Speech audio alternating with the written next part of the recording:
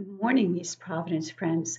I've been hearing the great things you have been doing with distance learning, and I decided that I wanted to start a book club. So welcome to Mrs. McCarthy's book club. And all you have to do to join the club is to love listening to stories. So let's get started with one of my favorites. It's this book called The Great Kapok Tree.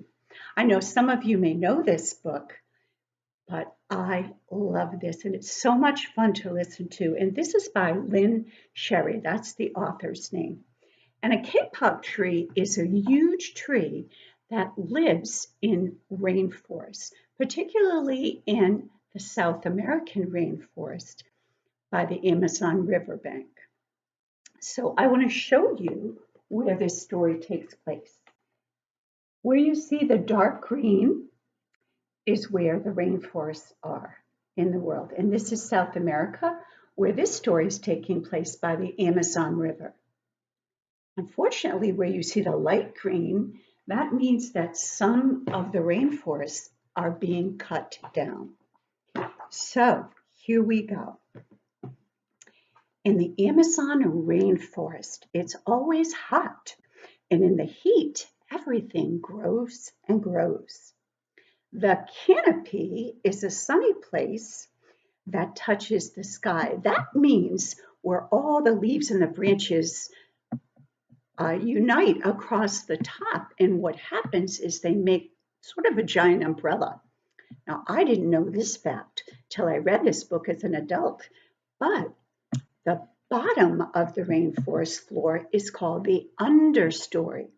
So if the top is bright and sunny, what do you think the understory or the floor of the rainforest is like? Oh, I think you got it. It is. It's dark and damp, and different animals live down there. The ones who like the sun and the brightness and eat leaves and those kind of things, they live up in the canopy. The other kind of animals who like the darkness and who find food on the floor, they live in the understory. So here we go. And I'm going to show you the picture first. Ready? Two men walked into the rainforest. Moments before, the forest had been alive with the sound of squawking birds and hoo, hoo, hoo, hoo, howling monkeys. But now all was quiet as the creatures watched the two men and wondered why they had come to their forest. The larger man stopped and pointed to the great kapok tree. Now he told the young man he wanted him to do something. Let's see what happens. Oh my goodness. The young man took a tool from his belt. What do you think that might be? Oh, I think I hear someone saying it. That's right. It was an axe. So the smaller man took the axe he carried and struck the trunk of the tree. Whack, whack, whack. The sounds of those blows rang through the forest. The wood of the kapok tree is very hard, so chop, chop, chop. It was a lot of work. I want to show you in all that work just the tiny little gash he made. See where my finger is? Right there? The tiny gash. And all that work is what he did. That's how giant the tree is. But after all that work, soon the man grew tired. I love this because this is what we call figurative language. So he sat down to rest at the foot of the kapok tree. Now, does the kapok tree have a foot? No. What do you think that means? You're right. It was at the bottom. And before he knew it, the hum and the heat of the forest had lulled him to sleep. So there he is, looking like he's having a great little nap right there at the foot of the kapok tree. But look what's by his ear. Can you see it? A boa constrictor lived in the kapok tree. He slithered down the trunk to where the man was sleeping. Then he looked back at the gash that the axe had made in the tree, and the tree was his home. Then the huge snake slid very close to the man, and he hissed in his ear. And this is what he said. Senor, this tree is a tree of miracles. It is my home, where generations of my ancestors have lived. Do not chop it down. And then he slithered away. Just then,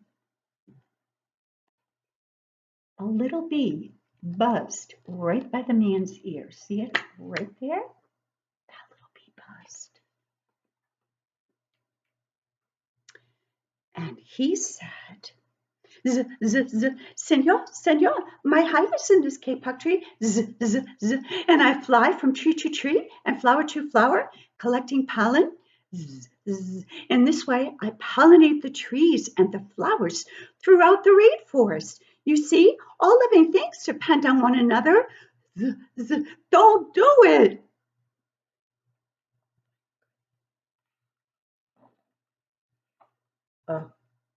Then a whole troop of monkeys, that's another way to say a big group, a whole troop of monkeys scampered down from the canopy on top, and they came down by the side of the kapok tree.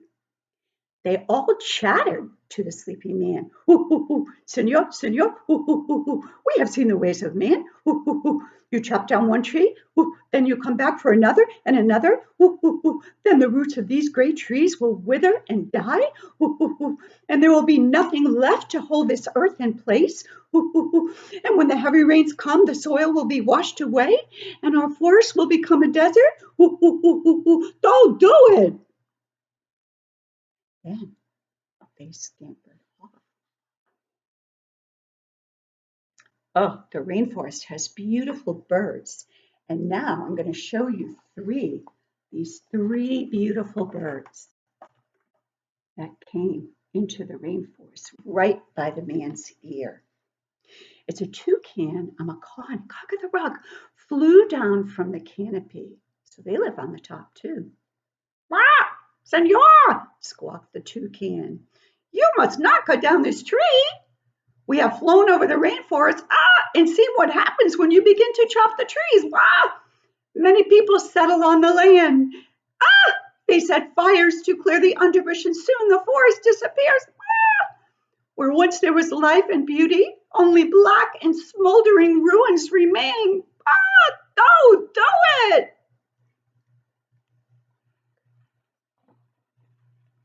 Oh, I love these little guys. Then a bright and small tree frog. Look at that bright and small tree frog came right up to the man's ear. Can you see it? Oh my goodness. He crawled along the edge of a leaf, and in a squeaky voice, he piped in the man's ear. Senor, a ruined rainforest means ruined lives, many ruined lives, Ribbit. You will leave many of us homeless if you chop down this great kapok tree. We all live there. Ribbit, don't do it. They jumped. Oh my goodness, wait till you see this. Can you see that jaguar? Look at a jaguar had been sleeping along a branch in the middle of the tree. Because his spotted coat blended into the dapple light and shadows of the understory, no one had noticed him. What do we call that when you can blend in with your environment? Oh, I think somebody said it. Camouflage, that's right. So he could camouflage in the understory. But now he leapt down and he padded over to the sleeping man and he growled in his ear, Senor, the kapok tree is home to many birds and animals. If you cut it down, where will I find my dinner? I might have to eat you. Don't do it. Don't cut it down. And then the jaguar padded away. Then I'm going to show you these guys. 4 tree porcupines came down, swinging from branch to branch, and they whispered to the man, Senor, do you know what we and animals and humans need in order to live? Oxygen. And Senor, do you know what trees produce? Oxygen. If you cut down the forest, you will destroy all which gives us life. Don't do it.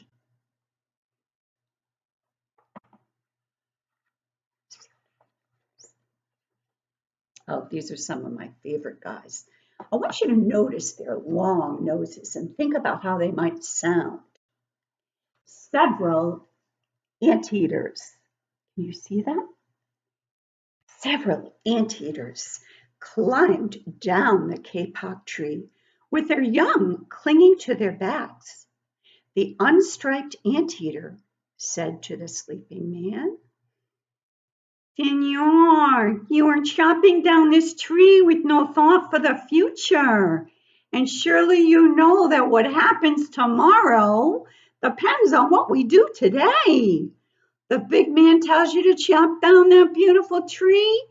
He doesn't even think of his own children, who tomorrow might have to live in a world without trees. Don't do it.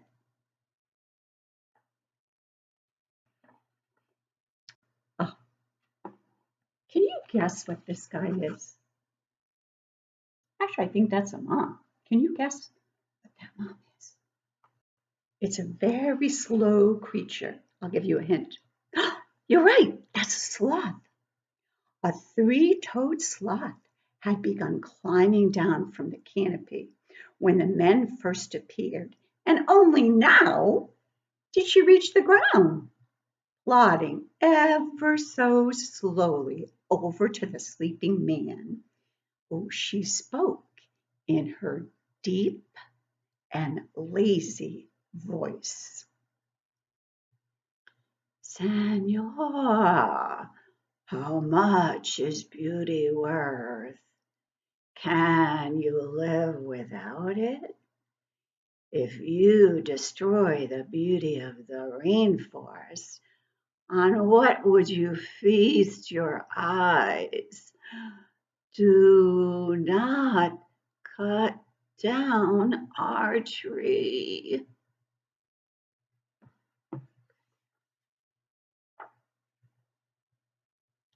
Then a child from the Yanomamo tribe, and they live in the rainforest, knelt over the sleeping man, and he murmured in his ear, oh, I love this. More figurative language. Think about this. Senor, when you awake, please look upon all of us with new eyes. Now, was he really telling the man to get new eyes? No. What do you think he meant when that child said that? Look upon us with new eyes. Oh, I think I heard somebody say it. That's right. That's right. Look at us in a different way. Just then, the man woke up with a start. Before him stood the rainforest child, and all around him, staring, were the creatures who depended on that great kapok tree. What wondrous and rare animals they were. So look at that. He was looking at them all.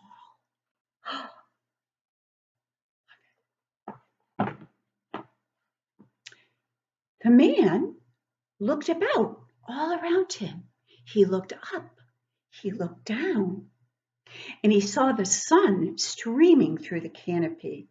Spots of bright light glowed like jewels amidst the dark green forest. Strange and beautiful plants seemed to dangle in the air, suspended from the branches of the great kapok tree. Oh, he could smell the fragrant perfume of the flowers. I can almost smell it. Can you? All those beautiful flowers. And he felt that steamy mist coming up from the forest floor. But strangely, he did not hear one sound. I wonder why he didn't hear a sound from all those creatures and the child. What do you think? That's right. He was waiting. He was waiting, and the creatures were waiting to see what he was going to do. So finally, he stood up. He picked up his axe.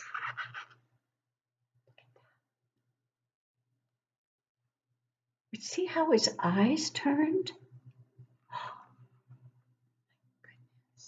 He swung his arm back as though to strike the tree. But suddenly he stopped. He turned and looked at the animals and the child. See how he turned those eyes and looked at them?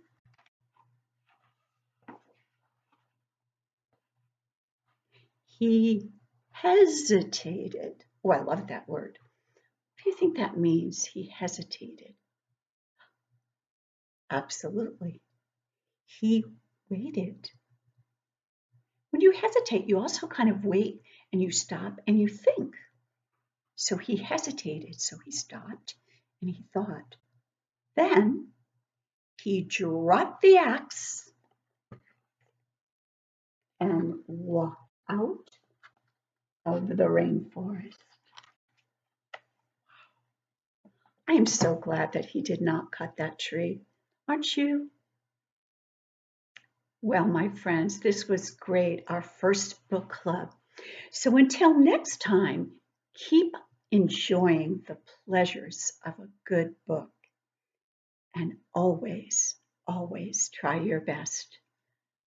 Bye. From Mrs. McCarthy, keep up your good work.